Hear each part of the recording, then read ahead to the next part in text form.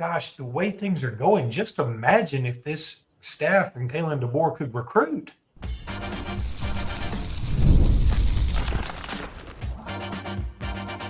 You are Locked On Bama, your daily podcast on the Alabama Crimson Tide, part of the Locked On Podcast Network, your team every day. Hey, everybody. Welcome back into Locked On Bama. Luke Robinson, that's me. Jimmy Stein, that's him. And thank you for making this your first listen every single day. And this episode is brought to you by LinkedIn, and I'll tell you about LinkedIn here in just a little bit. But you know what? You want to talk about somebody who's linked in or dialed in or honed in, zoned in, and that's going to be Kalen DeBoer and his staff, because today, just 20 minutes before we go on the air, Alabama gets a huge, literally, commitment from Michael Carroll, one of the best offensive linemen in the country. Now, I think in the end, he's going to be a consensus high 4-star, maybe even 5-star. Rivals has him somehow at a 3 still, but I think that'll change. And I think it'll change pretty quickly. So very, very big pickup from Alabama. This is a guy that has an offer list, that reads Georgia and Michigan and Penn State and all these other things. So, look, just unbelievable pickup for Alabama. And the good times just keep on rolling right now. Yeah, I have a lot to say about Big Mike. Man, at BOL, we had this covered really well. No one should be surprised based on, we've been saying that that Alabama's the leader for him, going way back, actually. And I think I remember even A-Day when he came and bumped into Landon Dickerson at the airport back then. BOL was saying, hey, keep your eye on this guy. This could really happen. And then we saw Steve Wiltfong from On3.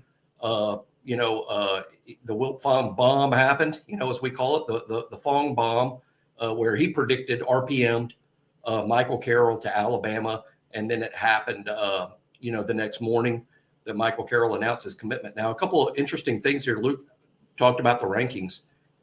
On3, and of course, I speak highly of On3. Of course I do, but I'm honest when I say On3 is the best at ranking these guys quickest and the best. On3 is and this kid has the hugest ranking disparity of any kid out there, where On3 hasn't officially named him a 5-star, but notice that On3 ranks him as, I think, the number 27 prospect in the country, and there will eventually be 32 5-stars. Eventually, there will be 32.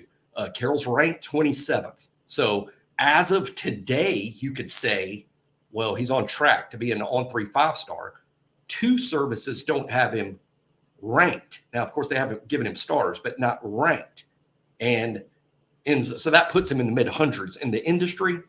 But come on, I mean, this is a guy, look, like Luke pointed out, I mean, he could have committed to Georgia. He could have committed to Michigan.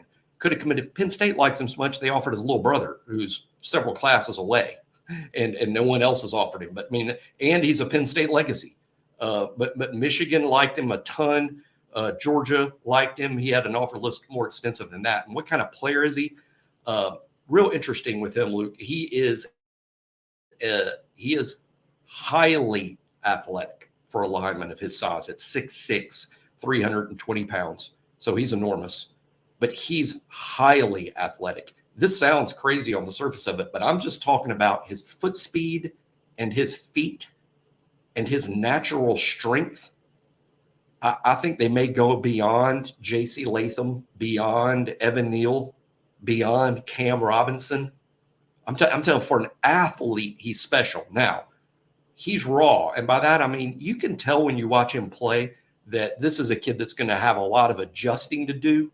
I mean, in terms of technique-wise, but I mean, who doesn't? Who doesn't? They're all raw to a degree, Luke. I thought about this earlier, about mentioning this on the show, so I will.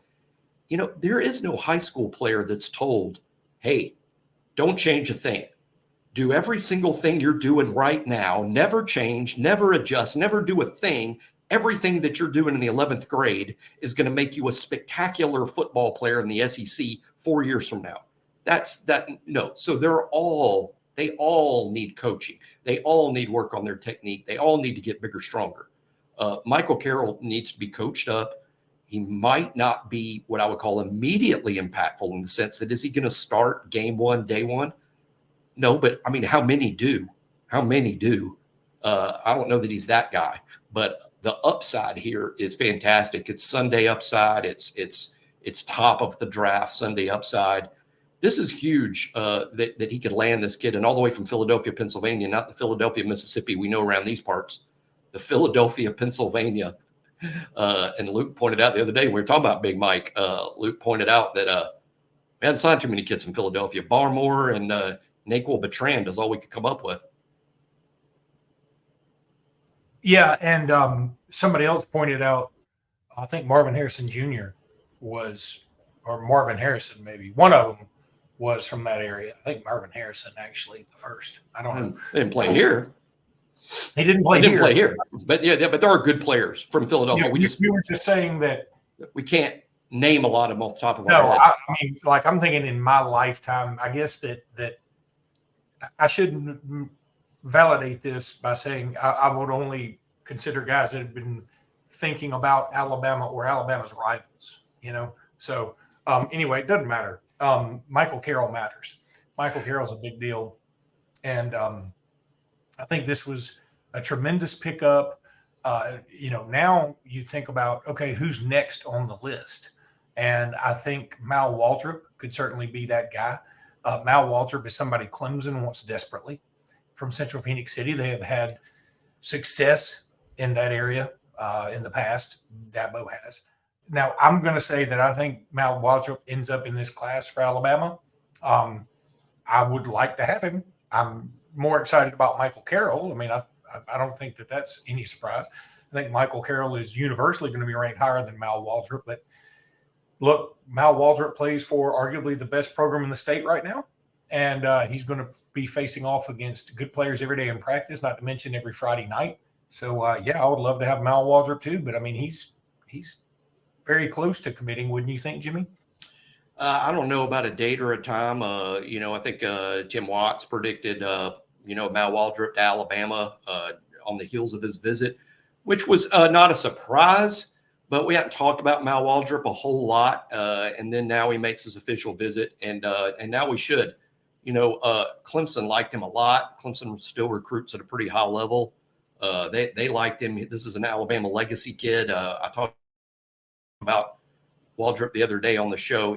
He's opposite of Michael Carroll. Opposite. And what I mean by that is this kid is got the technique down pretty good. This is a well-coached, he's been an lineman since birth type kid. He probably had pretty good technique as an 8-year-old, when he would, shadow block in his living room being coached by his family. He looks like he knows exactly what he's doing as left tackle for the best program in the state of Alabama. And you could tell just watching a few clips, like, does this guy ever give up a sack? Probably not ever, even though he's playing 7A football against premier high school pass rushers most weeks. That said, he's going to move to the interior. I think center is a great spot for him. Ultimately, he's going to have to learn that spot. But most kids adjust pretty quickly. I'll take a good example. Ryan Kelly was a high school tackle and became a center at Alabama, was obviously outstanding. I think Mal Waldrip can be that. I think a better comp for him is Bradley Bozeman for any number of reasons. But I think Bozeman is a pretty good comp here. And if y'all were unaware, guess who still plays football? Bradley Bozeman. He's still playing. So don't think that that's some sort of like, Jimmy he says he's not super athletic. Well, I think a comp is Bradley Bozeman, and he's still playing NFL football and is a good player at the professional level. I think Waldrip has that type of ability, and he would be a good add in terms of when, again, BOL, we've predicted him to Alabama, but I'm not aware of any specific or impending commitment date. But like Luke said, it would not be surprising at all if it was fairly soon. That wouldn't be shocking. And we'll see. I feel pretty good about that. I think him and Carroll be a good duo, kind of like Waldrip holding the court down until Carroll's ready, and then Carroll zooms off. I like it. One other thing I like is LinkedIn, so let me tell you about them. When you're hiring for your small business, you want to find quality professionals that are right for the role. That's why you have to check out LinkedIn Jobs. LinkedIn Jobs has tools to help you find the right professionals for your team faster and for free. LinkedIn isn't just another job board. LinkedIn helps you hire professionals you can't find anywhere else, even those who aren't actively searching for a new job but might be open to the perfect role somewhere else. In a given month, over 70% of LinkedIn users don't visit other leading job sites. So if you're not looking on LinkedIn, you're not looking in the right place. On LinkedIn, 86% of small businesses get a qualified candidate within 24 hours. Hire professionals like a professional on LinkedIn. LinkedIn knows that small businesses are wearing so many hats and might not have the time or resources to hire. So look, post your job for free at linkedin.com/lockedoncollege. That's linkedin.com/lockedoncollege to post your job for free. Terms and conditions, yeah, they're going to apply. Okay, Jimmy. So we talked about the new commitment in Michael Carroll. We talked about Mal Waldrip potentially being next. There are some other guys out there that I think certainly have the possibility. Dawson, Merritt. Now, this is a guy we've talked about a lot. But if you're like me, if I like talking about guys who may commit so much, I'll talk about the same one every day. Dawson Merritt from Kansas, really down to Alabama and Nebraska. I mean, it wouldn't shock me if he committed to Alabama sooner rather than later, too, right? I mean, it feels like in the end, Alabama's going to win this thing. Yeah, this is one where, BOL, we're predicting.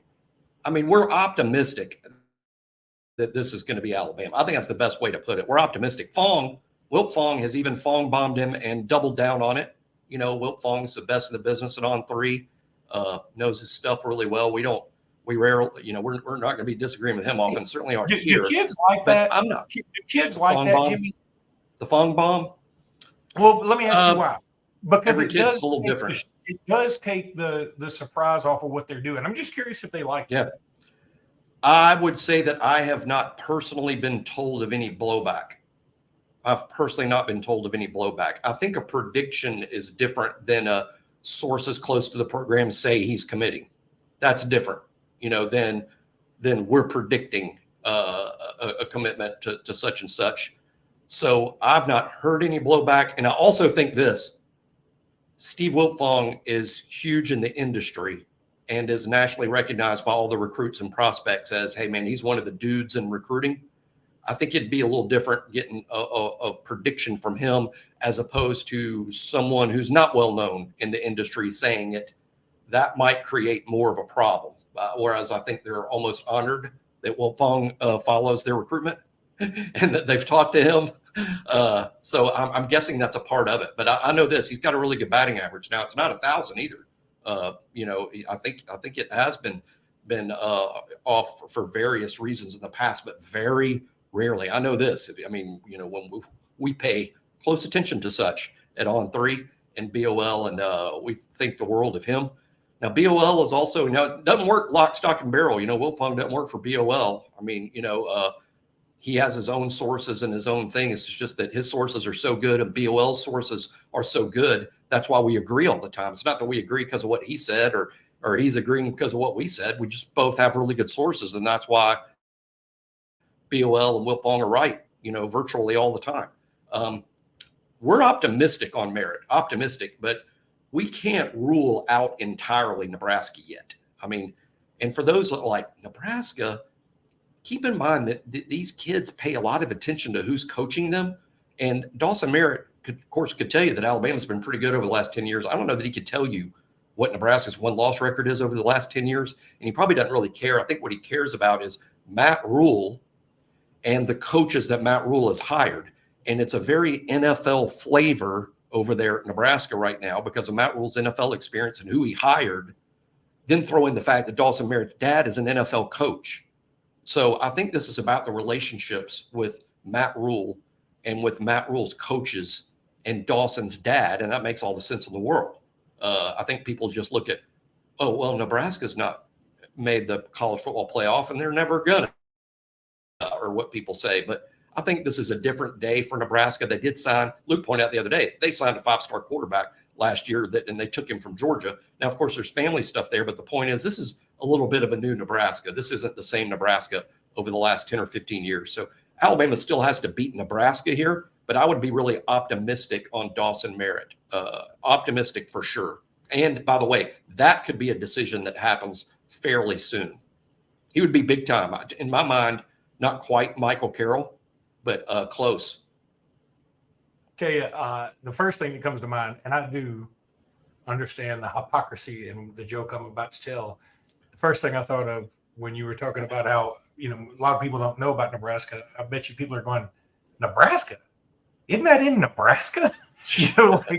I want to go there. I mean, I'm sure people could do the same thing with Alabama and Alabama. Yeah, no, people in Nebraska say the same thing about us. It's kind of funny. I understand. So, I mean, yeah, no harm, no It's foul. like somebody told me, some Auburn fan told me an Alabama joke one time and said, isn't that funny?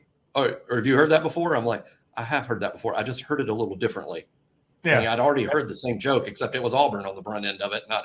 So it's kind of like, it's funny to me when we're saying something like that we even believe, like, why would you want to go there? And then realize that, they're saying the same thing about Alabama. A friend of mine, two other friends of mine were dating, and me and another friend were talking about them. And my other friend said, you know what? I think they both could do better. I thought that's a good way to put it. At one point about down here, and I should have said this, no way for Luke doesn't know this, but I went on a brief walk before I did the show today, and even in the heat of the day, and I walked over to athletics. Just curious fact that I've never noticed before, but they're having a football camp, and of course you can't really see in there. It's just like any other practice, and I didn't try to get in or poke my head in there. It's just a football camp. But I was just doing a long walk, and boy, they play the music there too.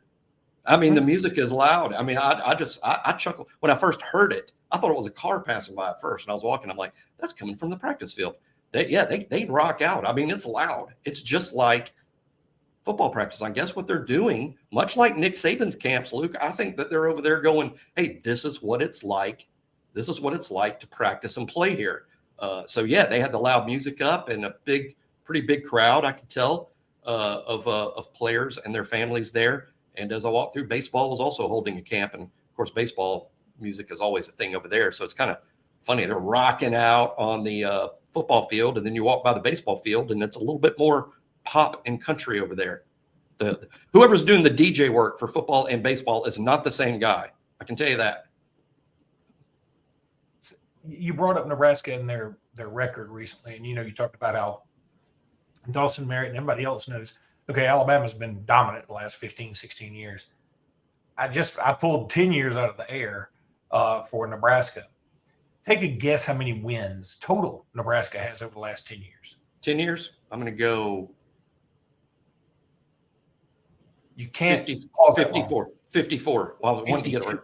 Oh, see, that's why I paused. I hate the dead air, and I get it, but I'm trying to get it right. So I did some quick math, so I was very close. But it just goes to show, so that's 10 years. They're not even averaging 6 wins a year. That's terrible. I mean, that's just flat out terrible.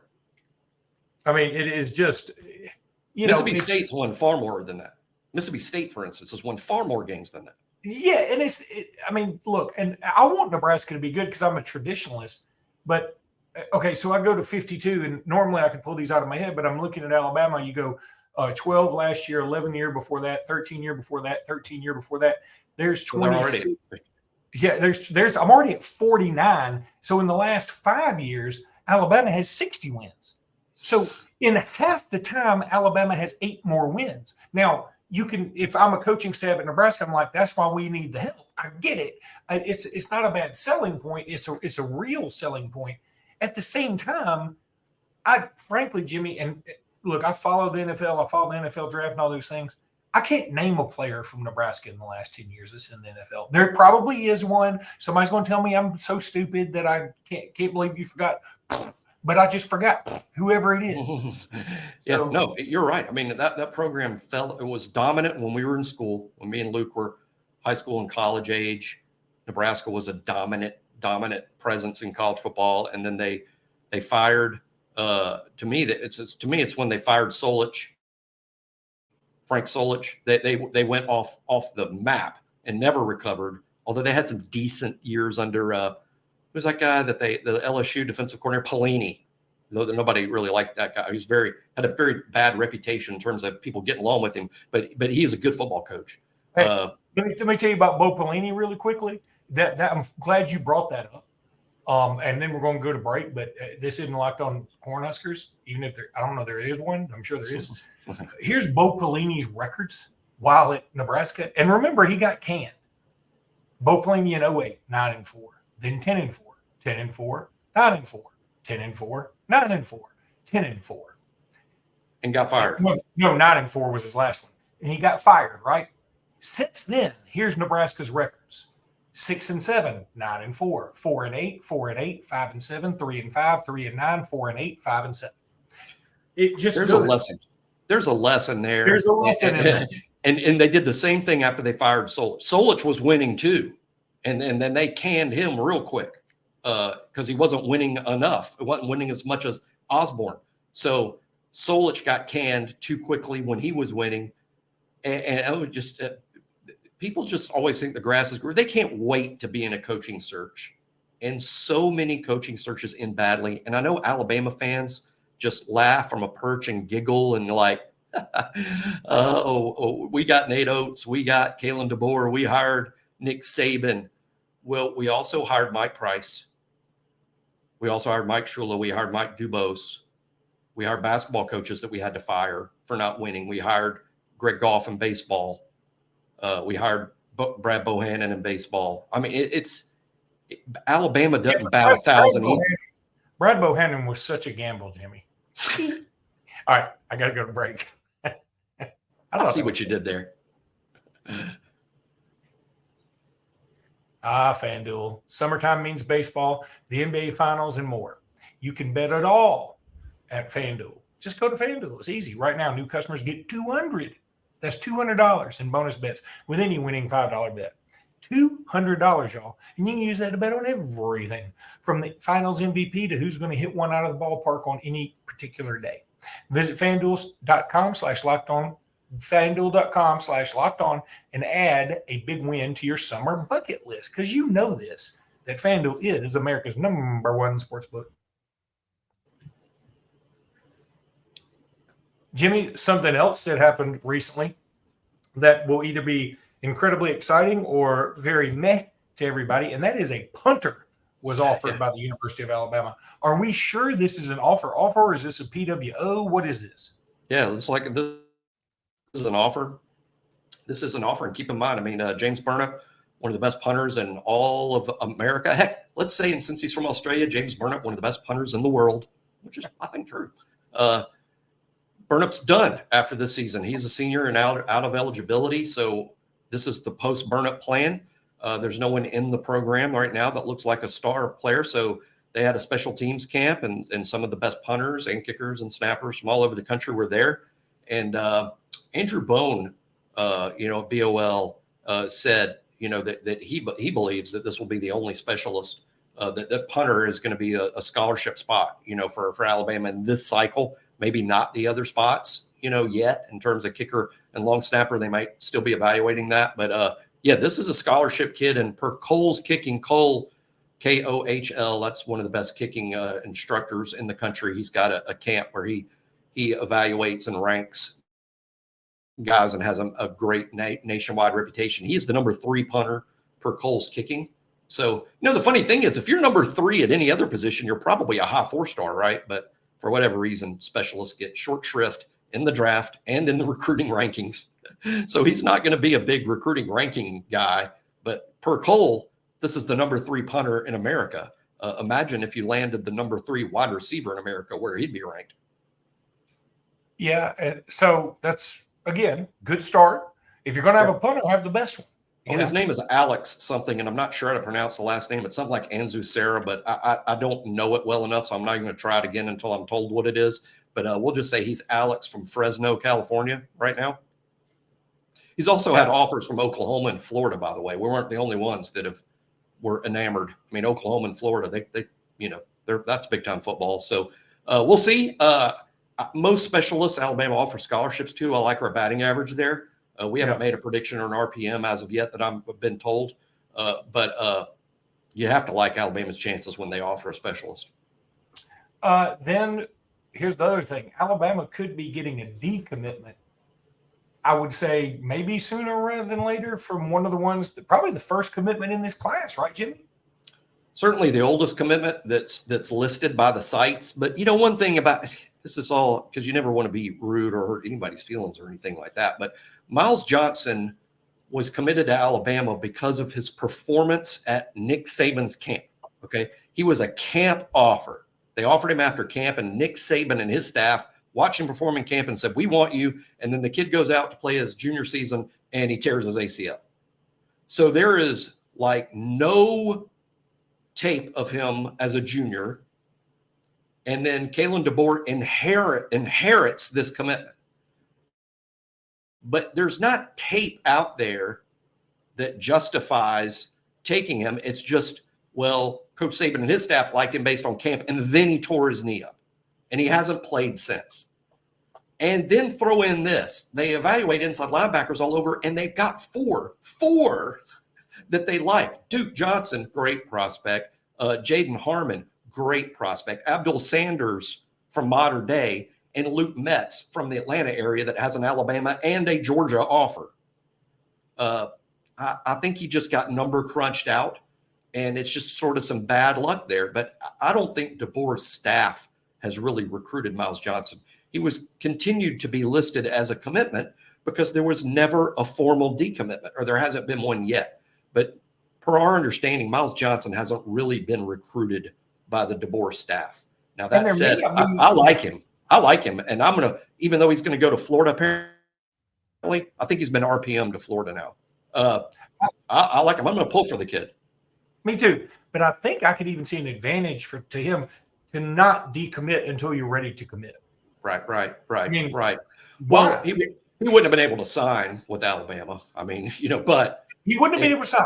But it helps his profile. It helps your profile. When you're committed to Alabama, I'm sure Florida's like, this kid's committed to Alabama. And then they're probably watching 10th grade film and 9th grade film, meet with the kid, talk to the doctors, and go, hey, we're willing to gamble on this kid. Alabama's not, because they already have 4 inside linebackers that they love. They're already committed. So don't look. I mean, I know people will read things like Miles Johnson flipped from Alabama to Florida. That's fine. That's fine. Just that's okay. That's fine. But he wasn't really being recruited by this staff. Now, what you hope is that there's no hard feelings about it, because guess what? In this new world, recruiting is never over. Naeem Alford was in this weekend, Luke. And this is just me talking. This is just Jimmy Stein off on a tangent here. That was as much about what could happen in the portal 2 years from now than it is about signing day this year. You know what I'm saying? It's great. You need a great relationship with everybody, no matter where they're going, because recruiting doesn't end. They may go somewhere else and then want to come here later, or they may go somewhere else and you see them play. When Miles Johnson goes to Florida and leads them in tackles with 120 tackles as a freshman, it would be nice if Miles's people and Alabama's people, Miles was like, oh, my dream was play for Alabama. What do y'all think now? You know what I'm saying? So you never want to burn bridges anymore. It's just horrible business practice to burn bridges. You want to be great the way we live. We should live that way, that we don't burn bridges, that we, forgive and move past, because you never know when, don't step on anybody on your way up. You're going to see those same people on the way down, that kind of thing. So that's why I was saying, like, in a way, the transfer portal may be teaching us all a big time life lesson, Jimmy. But that's going to do it for today's podcast. We'll be back tomorrow with more. Until then, roll tide, everybody. Roll tide.